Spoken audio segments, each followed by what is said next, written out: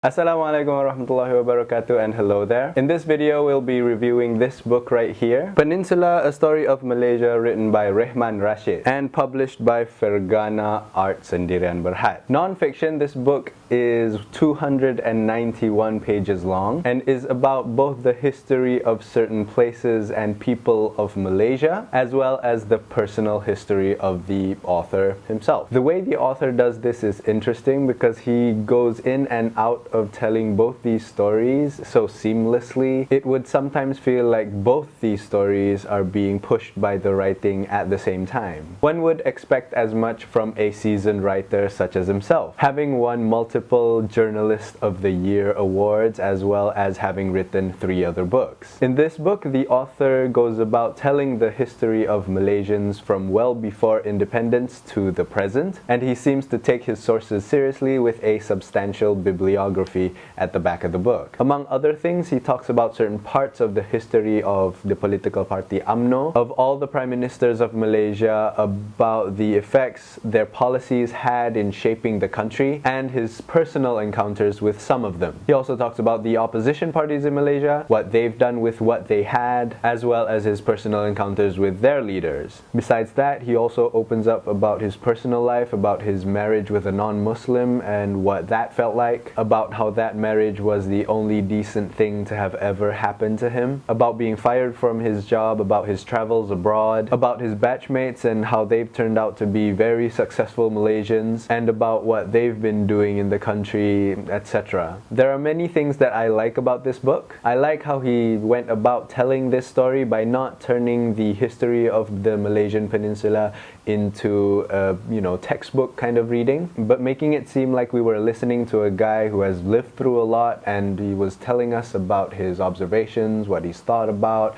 and what he's learned throughout the years. Most of his observations were astute and hit really close to home. This passage talks about the Malay language and how it was made the national language in a nation of many languages and what effect that had on the relationships between the peoples of Malaysia. In successfully establishing their own language as the nation's common tongue, thereby ensuring their fellow citizens could understand them, the Malays found themselves unable to understand their fellow citizens. Everyone could read Malay, but the Malays could only read themselves. Another passage I found interesting was his explanation on why rubber trees are as successful as they are in Malaysia and how that ties into the Indian population in Malaysia. He writes in page 153, "In the first 30 years of the 20th century, the number of Indians in Malaya quintupled from fewer than 120,000 to 640,000.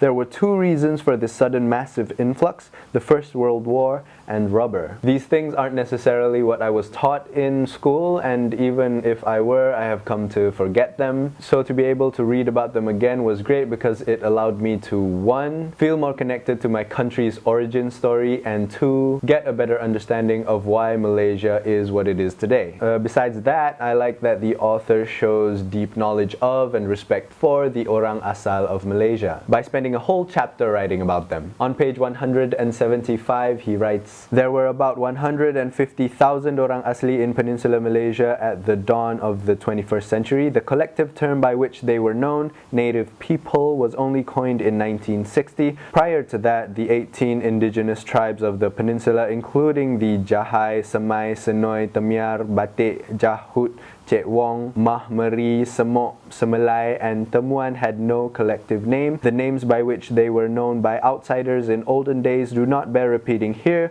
for they were expressions relegating these people to the level of subhuman forest creatures." Oftentimes when I read about the history of the country, the story of the Orang Asal is overlooked and untold. So being able to read about them in a book about Malaysia was great because I was able to learn more about a people that, to me, underrepresented in the Malaysian discussion. Lastly, I'd like to add that the first line of the last chapter really hit me hard. I'm not going to tell you what it is, but yeah, I had to close the book and take a breather after reading that one.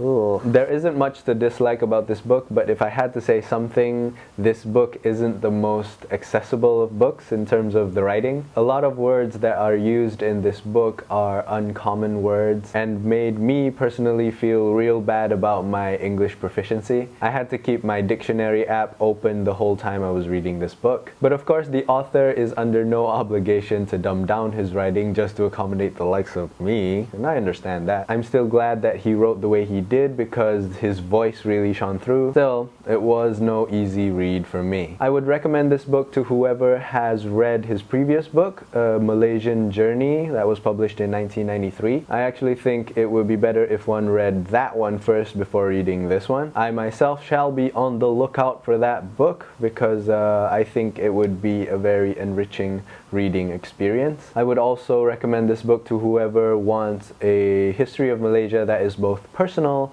and detailed. It's a really nice book, and I'm really glad that I chose to talk about this book on camera because otherwise I don't think I would have read this book probably, and that would have been a kerugian lah on my part. The book we'll be discussing next month is Brave New World by Azmi Sharom, so if you want to join me in reading that book, you can go ahead and look for it and read it at your leisure. If you have any questions, you can send them to my email at iniuntukakusahaja@gmail.com or tweet me at IniAnwarHadi. And that's all for this video. May peace be upon you.